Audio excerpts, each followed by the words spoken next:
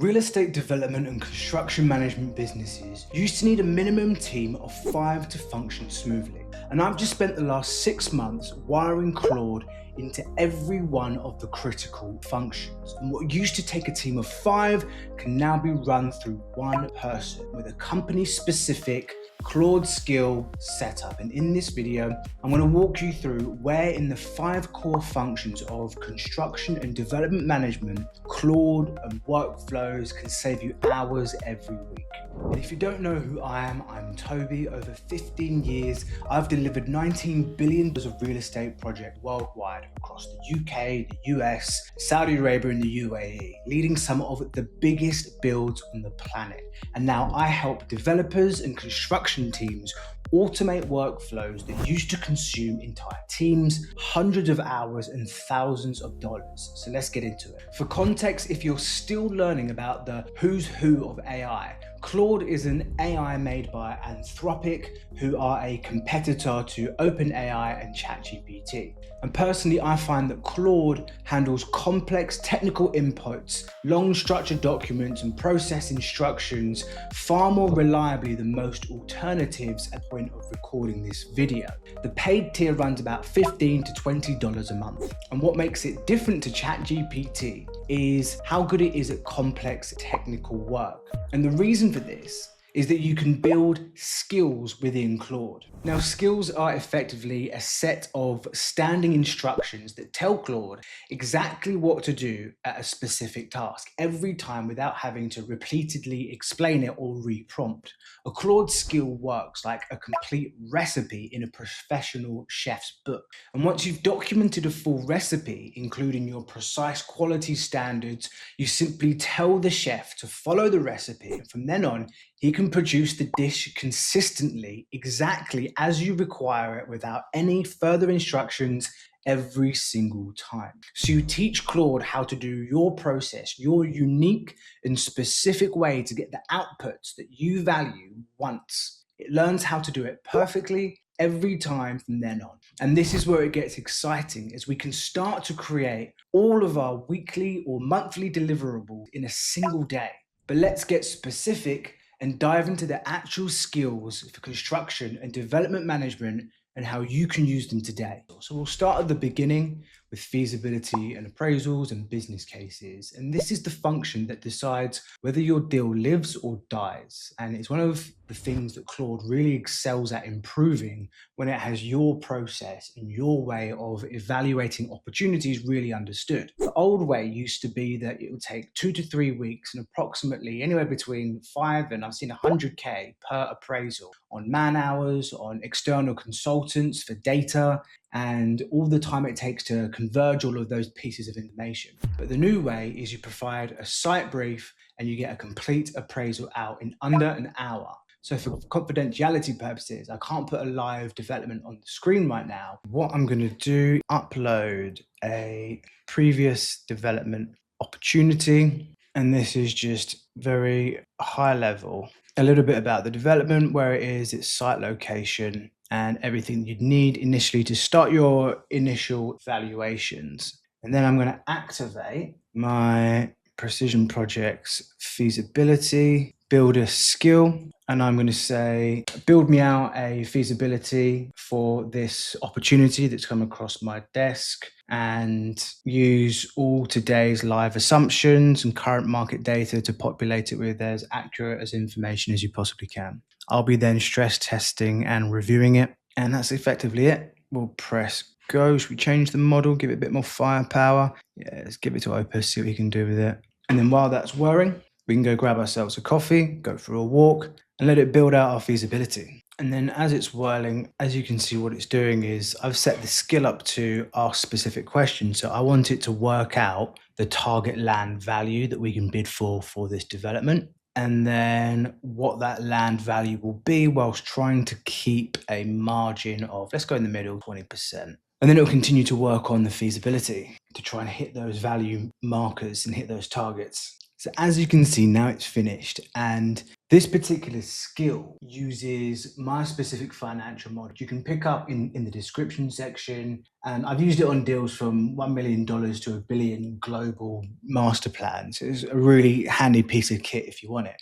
And what effectively it does is the skill has now populated all of the information about my assumptions, all of the development specifics around the apartment sizes or the houses that we're going to be building. And then it goes into the model and the cash flow. I think it's a 60-month cash flow model. So it builds out a really complex piece of financial modeling in about 10 minutes. But it also provides, because I've asked the skill to do so, a one-page memo. So what it will also do is it will provide you a summary of everything that is in that financial model, just for you to have a quick scan, and it will show you things to look at, things you need to double check, and things to interrogate, and just the headline items of deal. So as you can see, this is where things start really getting interesting in the industries, because you can start to output complex pieces of work in such a short period of time. But if you're about to commit to this process, you're about to commit to this project, and you're going to sign off on releasing the funds, you need absolute certainty that every cost and figure and number that we're putting in there is actually reliable. So let's see how you can build cost certainty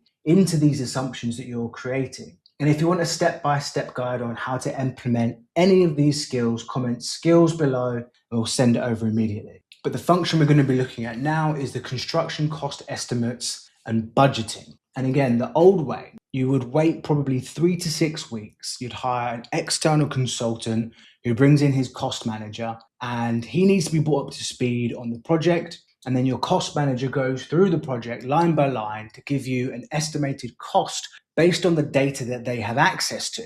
But if you did this in-house, you'd go to your cost team, who again would spend a couple of weeks gathering the data from previous projects and build out a high-level cost estimate for your project. Both options will come with a massive disclaimer and caveat that this should all be tested against today's current market rates, which is true, which makes the 6 weeks wait that you've had completely unnecessary, because Claude also has access to a wide range of data. And in its own specific words, Claude says, when asked about its data and construction costs and assumptions and revenues that it can make, it says, for a live estimate, I'll put up current figures from sources like Turner & Townsend Global Construction Market Intelligence, Arcadis International Construction Costs, the ONS Construction Price Indices, and I'll also use any of the provided project data that you've given me in the past. I'm just reading this off of a previous conversation that I had with Claude. So if you're like me and you've saved every single Excel-based cost or revenue or assumption throughout your entire career,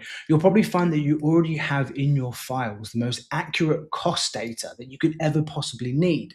Of course, you need to be clear on specifics to avoid any confidentiality issues and wash the data and make sure it's raw. But effectively what we can do is we can then take this initial feasibility that we've got with Claude, and we can then state to it if we have any other information like a project brief or a format we want or a template that we use. I've already provided it all of this information. So I'm just going to activate my skill, which is cost estimator. And I like to use Whisperflow, no affiliation, just to talk to what I want AI to do. Hey, given this development and the feasibility and business case you've just done, run me a cost review and a cost analysis and a detailed line item cost check using our normal format, and any improvements we can make to interrogate those costs and just sharpen our pencils and get them a little bit more accurate. And then again, I'll press spin and it will start to work through its skill, and we'll check back when it's complete. So Claude's now finished with our cost appraisal. And again, this is just a template that I've created and I've taught it that I prefer. And it gives us our headline items in terms of the cost breakdown by category that we'll spend across the life cycle of the development, the key assumptions that it's made, where we might want to test things, and then at an elemental basis, how each of the individual parts of the development or the build are going to be priced given the average cost per square meters on the current build market, what our individual budgets would be for the frame, the upper floors, the roofs, and all of the individual specific elements. So hopefully this gives you a taste as to just how much detail you can go into with Claude. So imagine you've already got your own template and your own data set together. All you would need to do is just act as almost like a reviewer. And that's what we really want to be getting to when we're working with Claude, is have you as overseer, where you're just tweaking the individual dials rather than starting from scratch every single time on every single document. But of course, now you have this cost data, there will be a time when you're ready to go to the market where you'll probably want to do some at the market at that time pre-tender estimations from a verified cost consultant who has access to a wider range of costs if you feel you don't have full confidence in these figures. However, your previous project's actual costs are the best source of data that you can really use. No consultant or third party will ever be able to beat your real life experience. And that's where the human keeps all of its value within this entire chain of process. This week's sponsor is me. So shout out if you want weekly content just like this on how to maximize AI in the real estate and construction industry to automate any part of your job that doesn't sort of maximize your output and your creativity, then subscribe. Content comes weekly. And all the tools that you see on screen in this video will be linked in the description. But let's look at the next step, because you now have your business strategy, your feasibility, and your budget. So you're going to need to start designing and appointing consultants. Which brings us to design briefs and consultant scopes. Every project needs detailed consultant scopes, and most developers write them from a blank page every single time. I know because I spent over 15 years in 3 different continents where templates have helped and they've certainly pushed things along for each project, but every project is fairly unique. It needs its own design style, its own ethos, it comes with its own constraints. And creating these briefs usually takes hours of unbroken focus time, which realistically in the workplace, due to calls and interruptions and meetings, can take over 2 weeks. So instead, let's try and see how we can condense the process and try and do it in a lot less time. And what I like to do is give it my overall project ethos. I talk to the AI that we're using, this is Claude, about what development on what I want the development to achieve, what kind of clientele we're going after, and then I state the kind of brief that I need, whether it's architectural, structural, and what I want the consultant to actually be responsible for. So let's just run this through now. So on the same project, we're going to keep this going, and we're going to activate our skill of design brief. Brief writer. Write me a brief for this development. This is a medium to luxury market. I need an architect's brief. I need it to be really specific to the architectural language of the surrounding area. I need it to be conscious of the planning processes and the governmental regulation guidelines for this specific area that we're building on. I also want them to have full responsibility of their designs moving forward, so warranties and the such. And I also want them to act as the lead design consultant. I want the architect to then sub-manage the structural engineers and the M&E engineers and the landscaping engineers. So they are the main project manager of the entire process, with me acting as the client, reviewing and signing off their work. I want meetings on a bi-weekly basis, and I want the deliverables to be completed for this project for all of the REBA stages, all the way up to construction drawings within the next 8 months. And let's see what that wells out. So as you can see here, it's finished and it's followed the template that I've taught it and that I use just to keep consistency throughout my work. And it has all of the individual sections that I would usually include for world-class reports. So let's just quickly go through to show what its output. And this has literally taken 10 minutes. So document purpose, location, and regeneration, which is in the site brief. Specifics about the site, because it's gone online and it's found out areas related to the postcode, vision, market positioning, as I've just taught it. It also has gone into active travel as well, because there is actually quite a good cycling route around this particular development, and there is a harbour. It's done a lot of digging on the actual development itself, which is good. Area program from our feasibility that gives us the best area based off of the viability. It's got a specific unit mix for the architects to push for. Target market, architectural character, and it's based off Bristol Harbour's local area. So it's got, marble, facade rhythm, massing and height. It's got all of these items. And then just the individual items within the development, amenities, landscape, planning expectations, sustainability. So this is just the template that I provided. But as you can see, once you've got your own method of doing things, it can spit out one of these documents really quickly. Now, what it means for you is, instead of having to spend hours writing these documents, is you just set it up to start creating this draft for you. You go grab yourself a nice cup of coffee, and then you spend the next 20 minutes with your coffee just going through this document and tweaking the individual elements, rather than starting the whole thing from scratch with no time to do it. So what's really good is Claude pulls the project context and drafts the standards, and it flags any gaps. And this compounds, because if you have 10 scopes to do, you can save well over 5 days a month just on these particular elements here. And it's not just design briefs, it applies to any document that you need to create that needs to be in a certain standard or certain criteria. So now you have a profitable business plan, you have a set budget, and you have designers ready to be executed and brought onto the project. So now we need approval, we need funding, we need investment to make this dream a reality. So let's talk about how to build a skill to pitch our project to investors. So now we're going to look at the approval stage gates and the investment committee packs. So as in any business, when you're spending large sums of money, like you're doing real estate development and construction, there are stakeholders and executives who need to be briefed at specific milestones throughout the project. And they need to be comfortable that the business strategy still stacks and is a good investment, their time and their money, and is a good commitment at this stage of the development. So whether you're pitching your investment, or you're looking to draw for the full construction cost budget, or you're just looking to provide a piece of information to your stakeholders that makes you really stand out as a construction manager or development manager who goes above and beyond, this is the skill for you. Because some of these investment documents that I've worked on in the past have ranged from 140-page detailed Word documents all the way to 30 to 40 slide presentation decks. And what I'm going to do is I'm going to keep this chain, keep this project going. I'm going to ask Claude to write me a skill, if I can remember what it's called.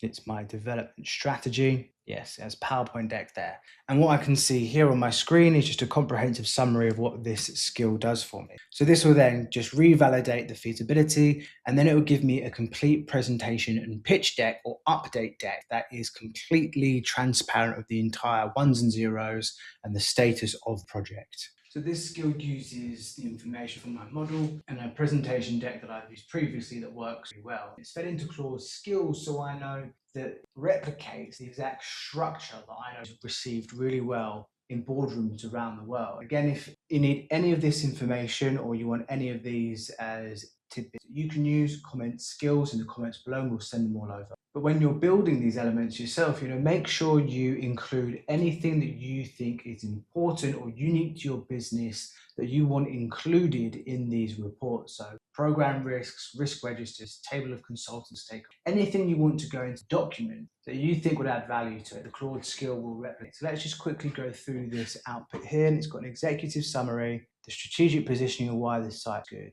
site analysis. But the content is less important because it follows my own brief and my own template. But as you can see, it pulls from all the information that we've created so far, the feasibility, the cost plan, the design guidelines, and it starts to really put together a structured document which is in a PowerPoint format, so you can just simply download it and then start editing it. And the best thing is you can start editing it through a communication. So if you go to the document and you download the PowerPoint, and then you mark it up with comments on the specific things you want changed, you just re-upload it to Claude, and it will then make all those changes for you. So, and then if you're using a transcription device as well, you can just talk into and have a two-way conversation with these tools to allow you to just to review this document and get it to the finite touches right before presenting it yourself. And that's how we do hours of work in literally minutes. And when you're finished, you have a document, which as you can see like this, is 95% of the way complete. You can edit it, you chop and change it yourself, and then make the final adjustments so you're ready to present it. So now you've secured your funding. What about when your project actually on site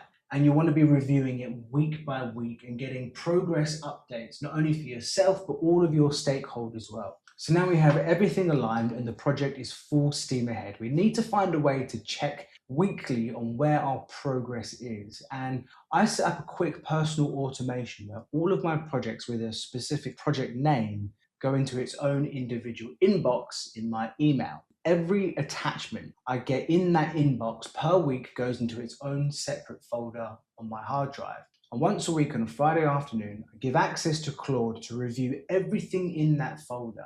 And it provides me with a weekly update in terms of program, budget spend, key risks, and design decisions that need to be made in a format that I would feel confident and comfortable presenting to a stakeholder or any member of the board. So what we're going to do is activate our report. I'm just going to give it a bit of information. Garth, create me a weekly report for this project, and this is to show the use case of the structure of our document. So let's assume that the project is 20% of the way through. That superstructure has just started. We are behind on our budget, and by that I mean we're underspending at the moment by a margin of 1 or 2%. However, we have just identified a risk that we don't have the right permitting for our heavy duty cranes on site, and thus there might be a slight program delay coming forward. Other than that, use the normal weekly report format. And just like that,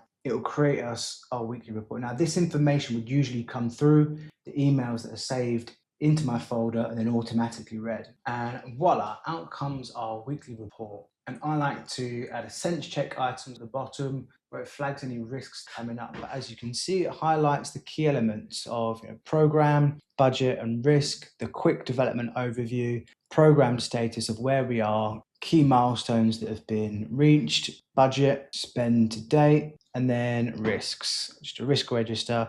And then what I like to do is add at the end a sense check. So these are the key items that need to be checked with the team next week.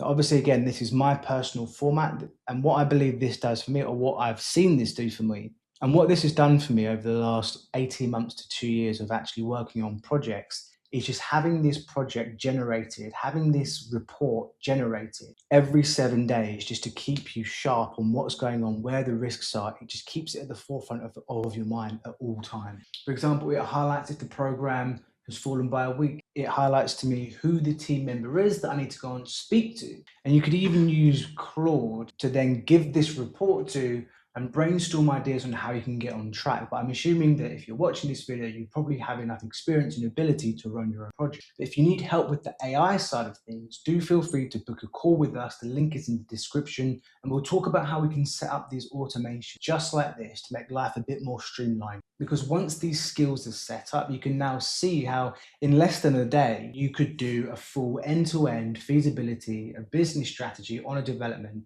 You could validate the costs. You could get all of your documentation raised to appoint your entire design team, and you could set up your project progress weekly reviews and monthly reports to be automated to land on your desk every morning on a Monday. And this work used to personally take me in the region of about 20 hours a week as an end-to-end development exec. However, when I started to automate things, it condensed almost months worth of work into a single day, to allow me to spend more time focusing on the items that really need a human still in the loop, the bottlenecks, the critical items that need human activity and collaboration and creativity in order to push the project to the next level and improve its cost, its time, or its quality, and as a result, its overall margin. That's how I run my business precision projects with as much automation as possible, and it's how all of the developers or individuals who I work with start to operate immediately after our first conversation. So again, if you want to build any of these tools inside your own business, business or set up your own AI agent or skills,